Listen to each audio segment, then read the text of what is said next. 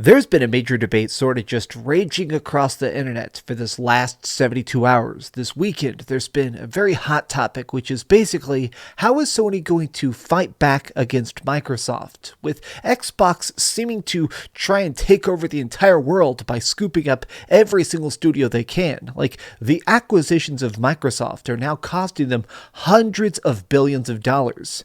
Does Sony need to buy their own studios in order to keep up? I want to talk about that today. What's up, gamers? DreamcastGuy here. Now, if you enjoyed this video, please give it a giant like and subscribe if you haven't already. But now, let's begin to dissect this very messy situation. Beginning with this tweet, which I think is sort of what stoked the fires of the rage of this entire console war discussion. This is Xbox head Phil Spencer talking about the fact that he's still in conversations with the heads of Sony about the Activision Blizzard deal. Basically, he's saying that even though so much of the entire gaming industry is now owned legally and completely by Microsoft, they're saying that some stuff is still going to exist on PlayStation. The specific thing they list here is that apparently some Call of Duty or some version of Call of Duty will continue to exist on PlayStation.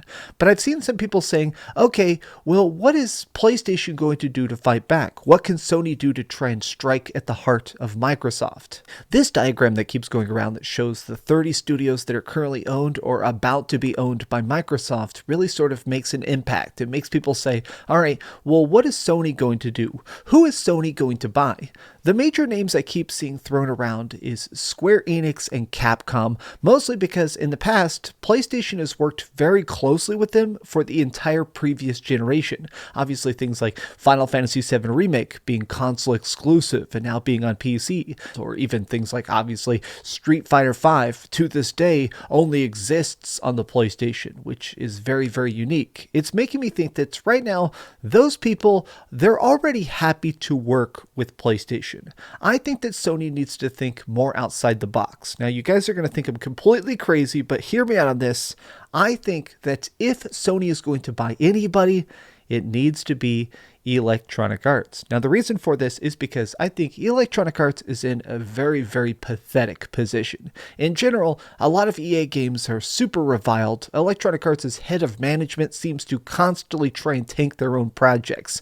If we're talking about a bunch of developers that know what they're doing but need better management, it's definitely Electronic Arts. Now, the reason I say Electronic Arts is because they are also owners of a lot of talent we all love. This can be things like, obviously, Dragon Age. Everybody loves Dragon Age. We could see a better version of Mass Effect coming back. Even things like, I'm just thinking about the fact that along with BioWare being there, there's so many tinier projects that exist just inside the Electronic Arts umbrella. Think about the potential and budget of a Sony exclusive for a new Star Wars game or something, because previously Electronic Arts has made a lot of Star Wars games. Now, before you go down to the comment section to completely roast me, let me talk about the fact that I think the major thing that Sony needs most right now is not necessarily extra game series. It's more of just more talented developers to work on the stuff that they already own. Now, the example I want to give is the fact that Sony last year bought a couple different studios that were all completely acquired. Now, I do really like this image that shows the fact that if you really think about it, there is a lot of very powerful exclusive games that already exist on the PlayStation. Nathan Drake's series is very 10 out of 10. I've reviewed a lot of this stuff, like Ghost of Tsushima. I legitimately gave that a 10 out of 10. God of War, I gave that a 10 out of 10. Horizon Zero Dawn, a 10 out of 10. Like, it's nuts to me to think about the fact that right now, Sony is cranking on all cylinders, but last year, they decided to buy some very strange stuff. Housemarque, obviously the makers of Returnal, which everybody loves Returnal a lot. It became a very big cult classic instantaneously. They also bought Bluepoint, which it seems like Bluepoint, along with making fantastic remakes of things like Shadow of the Colossus, they could be working on maybe a new version of Bloodborne or maybe a Bloodborne 2. Obviously, Firesprite. Firesprite is one of the smaller studios they worked at that apparently is going to be making PlayStation VR exclusive games, which is quite interesting. But here's the strangest one, which is Nixxes. Nixxes is a very tiny studio that focuses specifically on PC ports. And now that Sony is starting to move into the PC space, it seemed like that was all they're going to do. I think that what right now that Sony needs more than anything else is just more foot soldiers, more people that are going to be on the ground fighting the good fight. And what I mean by that is that they need more just raw development teams to help with what they already own. I've seen people kicking around names like Ubisoft or other studios like this that have very big studios already, but my thought is that Ubisoft just kind of sucks. It feels like Ubisoft keeps just printing out the same projects again and again and again, so the idea of a Watch Dogs or Division 3 only existing on PlayStation doesn't seem to pack as much of a wallop of maybe just Sony finally using their own series to the maximum of their ability. Like, somebody listed this out. I found this really tiny tweet here, but I think it brings up a very good point, which is the fact that if you consider it, it's rather insane that Sony owns about 100 different legendary series. Like, these are things that are completely owned. Everything from Wipeout, Ape Escape, Gravity Rush, Legend of Dragoon, Uncharted, Little Big Planet, Ghost of Tsushima, Resistance Fall of Man, which is a huge personal favorite of mine, Infamous, Ratchet & Clank, God of War.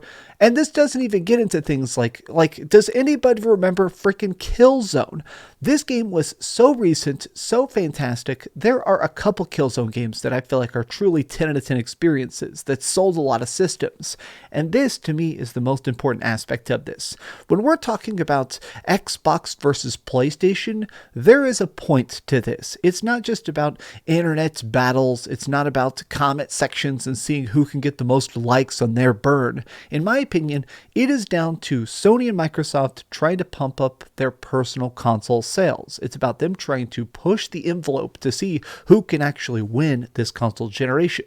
Now, as it currently stands, Sony is ahead. Sony has actually been selling almost double the amount of PlayStation 5s as Xbox Series systems are leaving the door. And I feel like in order to maintain this momentum, there's only one proper path, which is basically just seeing Sony properly utilize the stuff they already own. It's bizarre to me that we're not seeing more of a Ghost of Tsushima spinoff, more God of Wars. Like, Sony is doing this strategy right now where they're trying to make a great game with each studio dropping one project every 4 years. Now, this is something that I think is nice in the long run. I think it's cool that there is just such a built-up base of fans, but I feel like that speed is way too slow. Sony needs to find a way to purchase talent development teams. They need to hire, they need to export, they need to find a way to basically offload this stuff, because if they don't start making more games soon, people are going to scratch their head and say, okay, like, I love the stuff you're making, but with Game Pass right there, why do I choose you over the competition? I mean, I seriously do love what PlayStation is doing a lot when it comes to the games they release. They are just dropping so many bangers, and as somebody who is a big Spider-Man fan and stuff, it's cool that we're seeing this like bigger, open, more high-quality efforts done by Sony themselves. I just wish that they had a way to sort of speed things up. It's weird to think that there are more dead classic series that are owned by Sony than maybe any other person in existence. It's weird the fact that we're not seeing another Order 1886. We're not seeing the Legend of Dragoon remake. We're not seeing like Bloodborne as an exclusive. Give us a Bloodborne something. Like, it's nuts to me to think that there is just so much incredible potential. Even games like MotorStorm. There is more amazing stuff sitting on the shelf, gathering dust at Sony headquarters than there is games on the shelf. Sony, before you go out shopping, maybe invest in yourselves. Maybe find a way to create more studios. I'm not saying that buying stuff is bad. Buying stuff certainly boosts stock prices. It definitely builds hype. It definitely gets people ready for the future. But right now, I think Xbox is going to totally kick butt in about 3 years. I think that in 2024, 2025, Xbox is going to totally dominate. And right now, Sony, if you want to start really cranking up those numbers, you got to preheat the oven now, or those cookies aren't getting baked.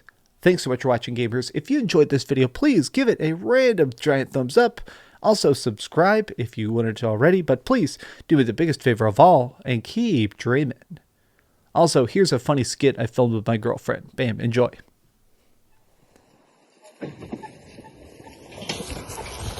Get in, losers. We're buying exclusive games. Come on, let's do this. Let's go. Ugh. Where the fuck is Capcom parked? Jesus. There's Konami. Let's go. Let's go.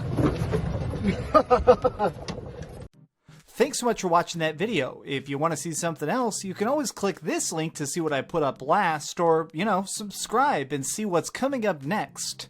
Also, I promise that whatever I do, it'll try not to suck.